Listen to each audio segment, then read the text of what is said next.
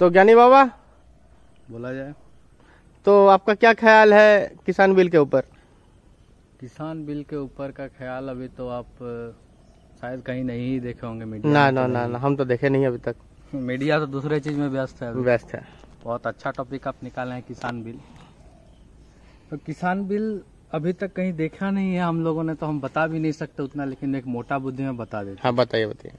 अब किसान बिल जितना हमको समझ में आया, देख के तो लग रहा है कि राहुल गांधी से मोदी जी का दोस्ती हो गया। अच्छा आप बोलिए कैसे? कैसे? तो राहुल गांधी जी ने एक मशीन के बारे में बताया था, याद है? वो आलू डालेंगे उधर हाँ। से सोना निकलेगा। हाँ। तो लगता है बस उसी को अब मॉडिफाई करके अब दूसरा चीज भी डाल के कुछ चांदी हीरा भी बनाने का फेरा में है। देखिए किसान बिल आप बोले तो उसमें 3 ऑर्डिनेंस पास किया गया है। अच्छा। अब ऑर्डिनेंस क्या है? हाँ ऑर्डिनेंस क्या है? जब सेशन नहीं रहता है हम लोग के राज्यसभा में, तो राष्ट्रपति के पास एक आपका पावर होता है ऑर्डिनेंस पास करने, किसी बिल को पास करने के। तो अभी इस पेंडेमिक के टाइम में इतना भी क्या जरूरी पड़ गया इस बिल के बारे, अभी बिल के बारे में भी बताएंगे क्या है बिल, और इतना भी क्या जरूरी पड़ गया कि ऑर्डिनेंस पास रिलीज करके उसको पास करने के पीछे लगे हुए हैं। तो देखिए किसान बिल 3 चीज है, 3 बिल पास हो रहे हैं। पहला, तीसरा से स्टार्ट करते हैं। पहला तो बहुत मस्त है, मतलब तीसरा से पहला? तीसरा से पहला जाएंगे। पहला में इसलिए मतलब 1 2 3 है, तो मैं तीसरा से 3 2 1 हाँ 3 2 1 जा रहा हूँ मैं। क्योंकि पहला जो है बहुत मजेदार है। अच्छा। मतलब उसमें हास्यपद एक बात ओ। है। तो तीसरा में आपको ये बताया गया, तीसरा चीज पास हो रहा है जो कि आपका एक कॉन्ट्रैक्ट के बेसिस पे आपका पूरा खेत लिया जाएगा। अच्छा। मान लीजिए किसी कोई गांव है, कॉन्ट्रैक्ट कर दिया गया है, कॉन्ट्रैक्ट फार्मिंग। अच्छा ठीक है। तो ये दूसरा ये मतलब 1 2 3 सीरियली ऐसा कोई ये नहीं हाँ है तो आप बताइए। हाँ तो कॉन्ट्रैक्ट में लिया जाएगा। अब कैसे कॉन्ट्रैक्ट फार्मिंग होगा भाई? हाँ कि मान लीजिए आप एक कंपनी है, तो उस कंपनी है तो आप पूरा गांव ले ली। मान लेते जियो वाला कंपनी, रिलायंस। वो ऐसा नहीं। आप अच्छा। मान लीजिए आप बिस्किट का फैक्ट्री है। अच्छा। तो आपको चाहिए गेहूं, तो आप गेहूं उगा लिए पूरा, इसमें कॉन्ट्रैक्ट लेके पूरा गांव में, भैया हमको पूरा गांव का गेहूं चाहिए। अच्छा। अब इसमें आप एक रेट फिक्स कर दिए कि रेट फिक्स रहेगा, मैं 20 रुपया में लूंगा। अब इसमें क्या था, किसान इसमें लॉस क्या है और फायदा क्या है? अब जब ये कंपनीज अपना आएगी और बताएगी कि 20 रुपए में लेंगे, तो वो आखिर तक 20 ही रुपए में लेगी। अच्छा। ठीक है। और ऐसे में क्या था, जो एमएसपी में लेते थे, जो हम लोग का आईएफसी लेता था किसान से, उसमें किसान आजाद था कि या तो वो गोदाउन में बेचे, सरकार को बेचे, या फिर मार्केट में बेचे। ठीक है। इसमें क्या होगा कि ये सिर्फ कंपनीज को ही बेच सकती है। ओ अच्छा। इसमें हो गया गड़बड़। अब ये जो है तीसरा का कहानी ऐसा है। तीसरा में आपका जो बिचौलिया है, मतलब जो हम लोग का मंडी होता है, मंडी को खत्म करने का बात चल रहा है। चलिए भाई बहुत बढ़िया चीज है, मंडी खत्म हो जाएगा, किसान को लाभ होगा। ठीक है। ये सबको इनको लग रहा है क्योंकि बिचौलिया बहुत कमाते थे।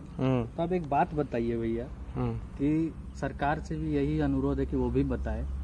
अब जो किसान है टमाटर उगा रहा है, ठीक है, या फिर किसान एक ऐसा चीज उगा रहा है जो कि 4 दिन 5 दिन से ज्यादा रहेगा, चलेगा नहीं। हाँ। ठीक है। तो वो अब कहाँ जाके बेचे? मंडी नहीं रहेगा। मंडी में एक थोक में वो तो बेच देता था ना 100 किलो, उसका तो कहानी खत्म हो गया। बिचौलिया मेहनत कर रहा तो वो भी कमाएगा ही, तो वो खत्म हो जा रहा है। चलिए ठीक है, बहुत अच्छा। आप कहीं भी ऑनलाइन सेल भी कर सकता है, तो एक टमाटर ऑनलाइन सेल कहाँ करेगा? कहाँ सेल करेगा? वही पैक करके रखे। वही हम बोले कि रिलायंस वाला ही।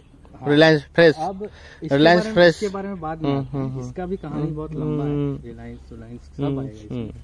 तो ये जो हो गया आपका। अब मान लीजिए आलू ही उगा रहा है, तो एक आलू का कोल्ड स्टोरेज में 1 बोरा का रखने का भाड़ा पता आपको? नहीं पता। कितना होगा मिनिमम? नहीं पता, बताइए। 300 रुपए भाड़ा है। बाबा रे, बहुत है रे। अब वो 300 रुपए बोरा वो रखने का देगा, और बेचेगा कितना में? बात है। प्रॉफिट कहाँ से लाएगा? बात सही। तो ये सब कहानी है। और अब आ जाइए आप पहला में, ये मोटा बुद्धि में बता दे रहा हूँ। इसके बारे में आप नेट पे भी पढ़िए या कहीं पढ़िए, हर चीज में बहुत ज्यादा ज्ञान मिलेगा आपको। इसमें मोटा बुद्धि में फिर भी आप ज्ञानी बाबा है तो आपसे पूछना एक ये बनता है। और जो पहला है जिसके बारे में बता रहे, दूसरा दूसरा हो गया कॉन्ट्रैक्ट। ओ तीसरा आपका ये बिचौलिया खत्म। बिचौलिया और खत्म। पहला क्या हो गया, पहला में बोल रहा है, पहला हम लोग का देखिए 1947 में देश आजाद हुआ, 1955 तक देखा गया कि स्टॉक करके रख रहा है आदमी लोग किसी भी चीज को। मान लीजिए अब सरसों हो गया, सरसों तेल बना के स्टॉक करके रख लिया, चीनी स्टॉक करके रख लिया, जब रेट बढ़ जा रहा तो निकाल दिया, इन्फ्लेशन।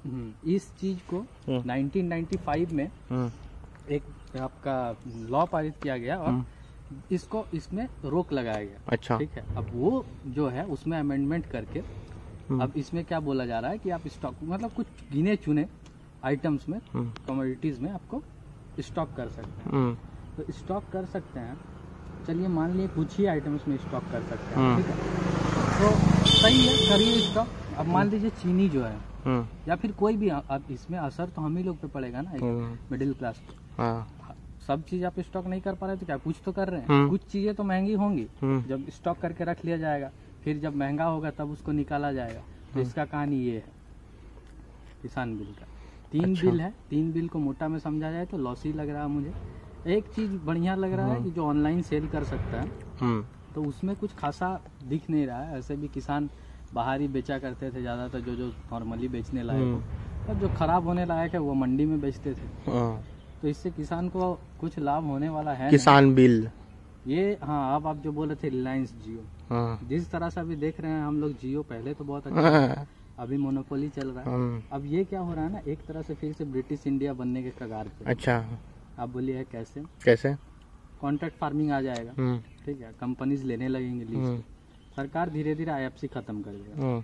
IFC खत्म कर दिया, अभी तक बोला नहीं खत्म करेगा, भगवान ना करे ये खत्म करे। अच्छा, तो अगर खत्म हो गया IFC और MSP भी खत्म हो जाए, तो अब आपको पूरा का पूरा निर्भर रहना पड़ेगा प्राइवेट कंपनी। अब फिर से मोनोपोली प्राइवेट कंपनी, अब वो बोलेगी कि मैं 10 में ही खरीदूंगा, कल दिन जब आपका खेती हो जाएगा तो आपको देना ही पड़ेगा, कहीं दूसरा रास्ता आपके पास है नहीं। यही सब बात है किसान बिल में। अच्छा, और ईशान किसान और किसान बिल में डिफरेंस क्या है? दोनों क्या चल सकता है, आपको क्या लग रहा है? ईशान किसान और किसान बिल में यही है, ईशान किसान पे तो कभी कभी भरोसा भी कर सकते हैं, किसान बिल पे तो एकदम भरोसा नहीं कर सकते। सही बात। तो यही है किसान बिल। और मोट यही है कि नहीं, और सबसे बड़ा बात है, ये कॉमेडी की बात नहीं है, ये सीरियस इशू है। अच्छा, इस चीज को लोग अभी फेसबुक खोलिए आप या फिर कोई भी सोशल मीडिया खोलिए तो इसमें 2 तरह के लोग मिलेंगे। एक आपका जो है सपोर्ट में है, क्योंकि ये कर कौन रहा है, मोदी जी, ठीक है, और कुछ सपोर्ट में नहीं है, जो कि समझते भी नहीं है क्या है, लेकिन फिर भी सपोर्ट में नहीं है। तो यही बोलना चाहूंगा कि कम से कम इस चीज को समझिए आप लोग, जितना ज्यादा हो सके, जहाँ से हो सके, जो भी सोर्स हो सके समझिए। और मीडिया के भरोसे मत रहिए, मीडिया अब कुछ करने वाली है नहीं। क्या मीडिया आपके ही भरोसे निकले? नहीं, ऐसा देखिए, मेरे से बहुत बड़े बड़े लोग हैं ये, जो कि आपको ये, या फिर गूगल बाबा हैं, गूगल बाबा से आप पूछिए कि क्या है ये चीज, क्या आप सही गलत का परख कीजिए। आप सिर्फ एक पार्टी के पीछे या फिर किसी ऐसे नेता के पीछे पागल होकर मत किसी चीज को नाप लीजिए कि ऐसा होना चाहिए, वैसा बहुत सही।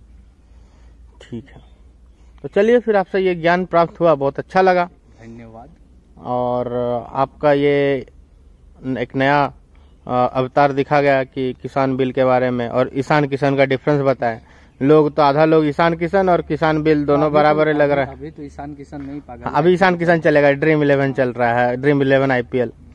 ठीक, तो यही बोलूंगा कि कम से कम देखिए, इस चीज को समझिए, प्रोटेस्ट कीजिए जहाँ तक हो सके, ट्विटर पे फैलाइए। होना हम लोग मिडिल क्लास के लिए प्रॉब्लम क्रिएट, देखिए प्रोटेस्ट तो ठीक है, लेकिन प्रोटेस्ट जो अगर हो रहा है तो उसको उसके बारे में समझ के प्रोटेस्ट कीजिए, समझ के। ये नहीं करना है तो उसके बारे में समझ के नहीं कीजिए, सही बात, वो कम्प्लीटली आपके ऊपर। मैं ये 100% बोलूंगा कि आप अगर समझ लिए तो आप इस चीज का प्रोटेस्ट जरूर करेंगे। बस अच्छा, आपका सभा समाप्त यहीं पे।